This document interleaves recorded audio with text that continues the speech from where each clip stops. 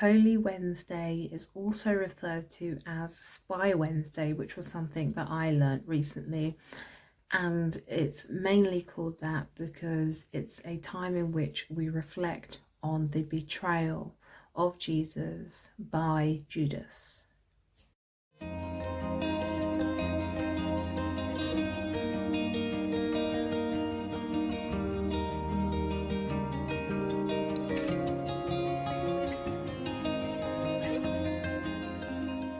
Hello everyone, welcome back to my channel. Happy Holy Wednesday, happy Spy Wednesday.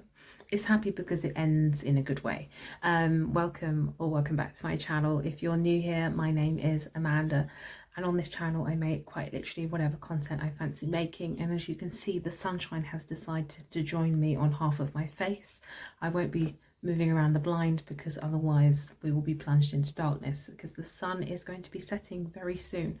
So I really hope that these stripes on my face don't disturb you too much.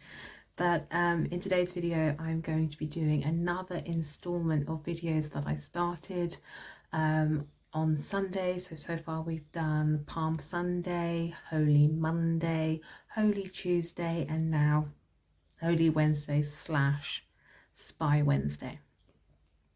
I am going to be getting back into my Bible, continuing on with this Easter story so that we can follow day by day the events that occurred and get a feel for like what it must have been like at that time and the series of events that led to the resurrection of Jesus. Right, this is going to be a super quick one, a very quick video. So we won't be here for very long today. I literally have a few verses. This is all to do with Judas and the betrayal, and it's only a few verses, so let's get into it. Matthew 26 verse 14. Again, if you want to catch up on the others, I'll put a playlist at the end of this video so that you can catch up. Okay, so chapter 26 verse 14. Judas agrees to betray Jesus.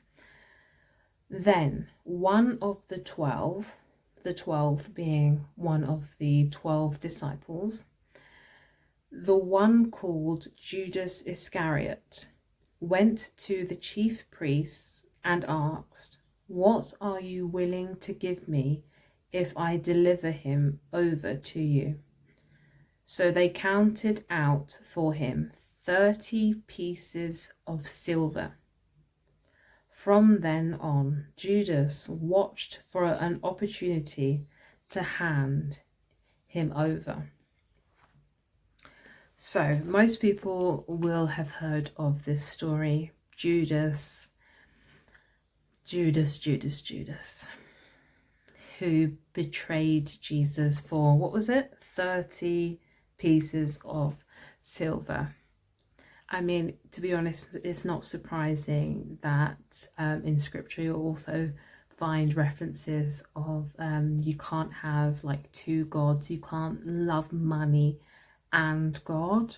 Like you can't have those two things, because a lot of people do love money, and I feel like Judas is a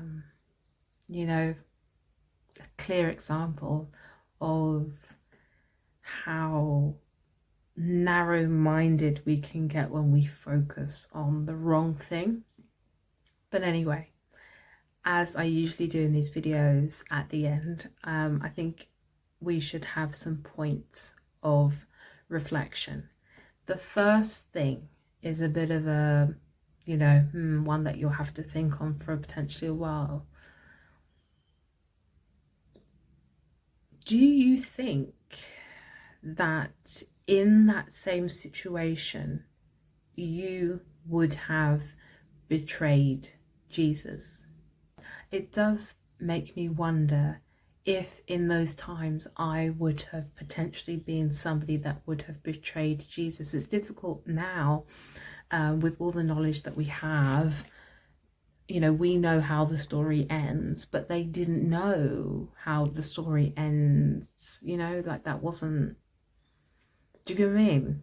So would you have betrayed Jesus if you were Judas? I just did a little Google as well, which may potentially change your answer. I looked up what 30 pieces of silver, which was what Judas was offered, what that would amount to. And it says that it would be roughly comparable to 4 months' wages. Have a think. Have a think. I would love to hear your answer to that question, because it really does pose a question.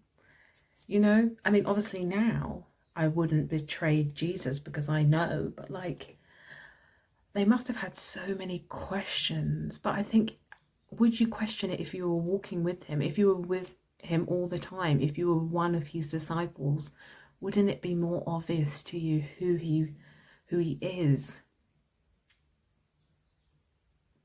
Yeah, food for thought.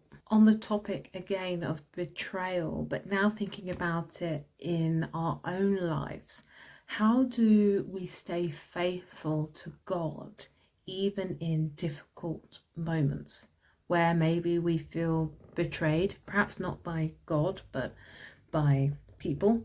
How do we remain faithful to God and not lose hope in him because we've lost hope in a situation or a person? But yeah, those are the points of reflection. I really hope that you enjoy mulling those over and they give you something to think about, and they put this more into, like, I don't know, into context of what was happening at this sort of time back then. But yeah, I will see you tomorrow, the Maundy Thursday,